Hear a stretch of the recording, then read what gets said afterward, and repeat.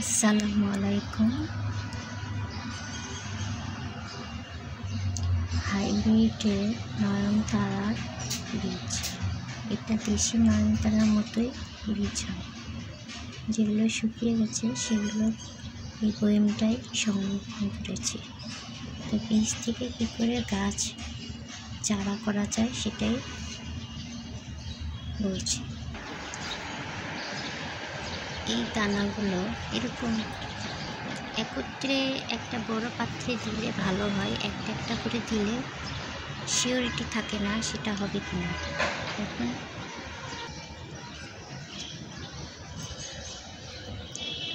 ছোট্ট একটা চারা উঠছে, এভাবে আমি সবকটাই দিয়েছি।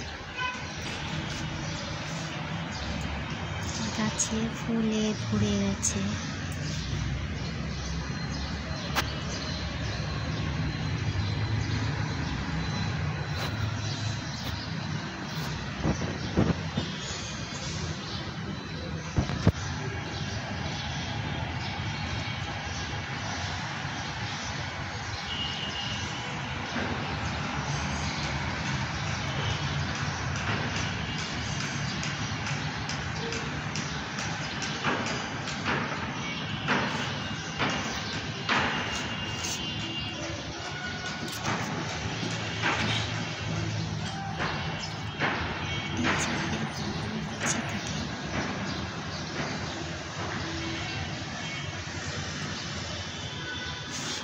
এটাই দেখায় এরকম কত বেঁচে গেছে। এরকম এই বীজগুলো যখন একদম শুকিয়ে যাবে তখন এগুলোকে সংরক্ষণ করতে হবে।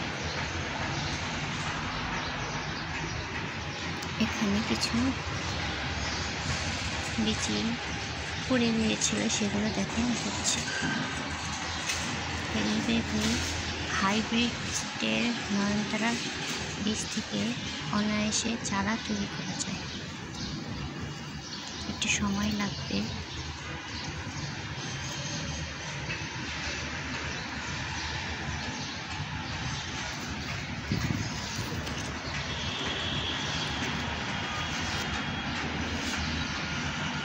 এভাবে এক গাছের থেকে অসংখ্য চারা তৈরি করতে পারবেন।